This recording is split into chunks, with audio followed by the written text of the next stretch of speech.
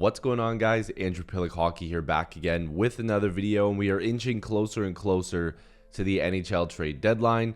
So today we're going to be talking about a massive rumor that has come out over the last 24 to 48 hours. So we're going to get into it. If you're new here, make sure to like this video and subscribe. Join the squad. I'd love to have you guys here. I'm actually dealing with an internet outage right now. I'm super tired. I was up this morning trying to figure it out, but now I'm going to try to make this video and see how I can upload it. So bear with me. There's going to be a lot of trial and error here, but we're going to get right in to the Colton Parayko rumors. Now, David Pagnotta of the Fourth Period put out an article the other day talking about how he believes that there are a few teams that are still interested in Colton Parayko. Now, before I get too deep into this, I know a lot of people like looking at names and thinking that just because they're a name that people recognize that they're good. Colton Parayko hasn't been the Colton Parayko that he was 5 years ago, but this season he's shown flashes of it. He's shown flashes of how good he was a few years ago, and it's gotten people thinking, okay, the Blues aren't that good. You know, maybe on a better team he would be even better. Like, he does a lot of good things on the defensive end. He does some good things on the offensive end, but he's more of a guy that's going to get the puck out of your zone, feed it to a guy that can do the rest and control it the rest of the way. And that's something that the Leafs could really use. So I think Parayko would be good, but we're going to get into his contract soon, and that's the biggest key to why the Maple Leafs might not be able to trade for him. Now, basically, the Blues are still evaluating what they want to do, but Parayko is 30. He's going to turn 31 at the end of this year. He has 6 years left still on his contract, so more than likely no trade salary retention.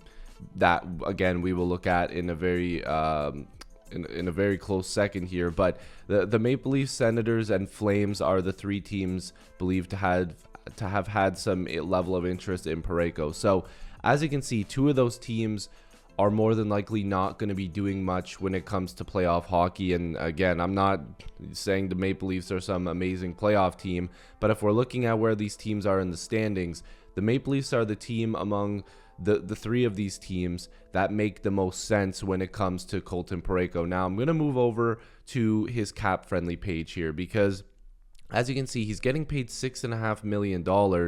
And like we said, he's got that no trade clause and the modified no trade clause till the 2029-30 season. So that's a really long contract, and the Maple Leafs don't have the amount of cap space that it requires to bring this guy in. Now, if we're looking at points, he's kind of consistently been a 25 to 30 point player this season.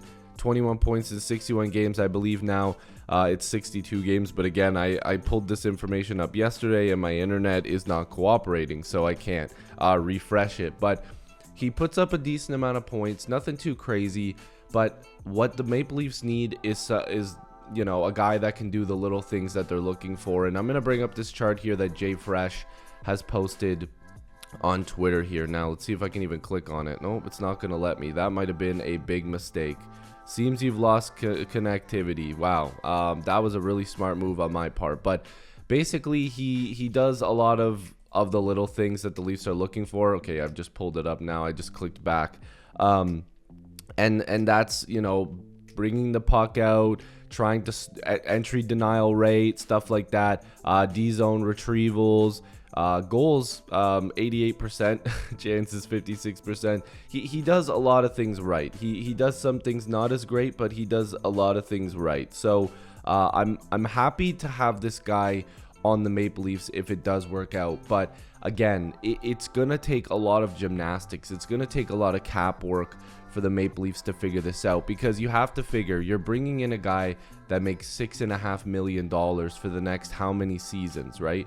So if the Maple Leafs can't figure out a way to trade off some players that make a similar cap hit, or able to bury players in the minors or put them on LTIR, like, there's been some options, and I can't show it because cap friendly again is not going to work for me.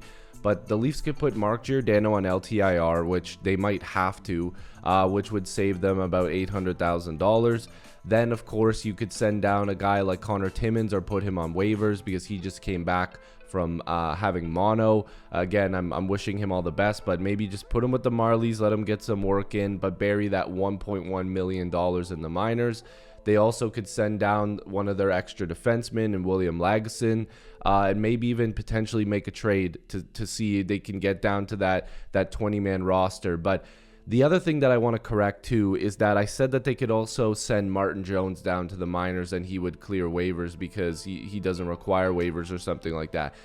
I messed up a little bit on that because I thought because he had already cleared waivers earlier this year that he didn't have to clear again, but I think he does have to. So I think the Leafs are going to hold on to 3 goaltenders for the time being, which, I mean, maybe they sell high on Martin Jones and trade him. I don't think that that's a good idea because he's been pretty good, and I'm wondering if the Maple Leafs just hold on to him for next season and see if they can get him cheap. But there's a lot of different things that the Maple Leafs can do and probably will do in order to open up some room, because with the few things that I just mentioned there with, you know, Giordano on LTIR and sending down Lagesson or Lajoie, whoever they have up right now, and then they've already sent down Robertson. They've activated Connor Timmins, but bury him because, you know, they might as well just, you know, they're not using that 1.1 million, and I don't think he's going to be game ready with the Maple Leafs for some time. You're going to open up a few $1 million for yourself, and you know how the cap accumulates going towards the deadline. The Maple Leafs really need to move out some deals, which a lot of people are bringing up the TJ Brodie contract, because if the Maple Leafs trade him out and then they still have that extra $1 or $1.5 million that they can, you know, figure out by putting Giordano on waivers, or sorry, on LTIR, and then putting Timmins on waivers to clear him to go to the Marlies, they'll open up that money and they'll be able to afford Parayko, but it will come at the cost of TJ Brodie. And I know some people are like, oh yeah, just do it. But you have to understand something. If the Maple Leafs are going to go far in the playoffs, having somebody like TJ Brodie, who could be a depth guy at that point, playing as like your bottom pairing defenseman, giving you good minutes in limited time, which he probably would, because having TJ Brodie playing less minutes than he is now could really work. That's something that the Maple Leafs have to explore. If you're not going to be playing, you know, guys that you don't trust on the penalty kill and stuff like that, you can trust TJ Brodie in a penalty killing role. You can give him those limited minutes, and it would just knock everybody down one peg. If you have a guy like Parayko come in, you know, your right side looks a lot better because he's a bigger guy. Like, what is he, like 6'5"? Like, I'm gonna go back to his cap friendly. I think it will show how big he is. Yeah, he's 6'6", so 6'6", 230 pounds. And again, I'm also going to address it because I know some people, you know, they see 6'6", 230 and they think that automatically makes them a good defenseman in the NHL. There's a difference between guys that are big and can play the game and guys that are big that throw themselves out there just to hit and fight, and they don't know how to make good plays in their own zone. So I see Leafs Nation right now just wants physicality and big bruising guys.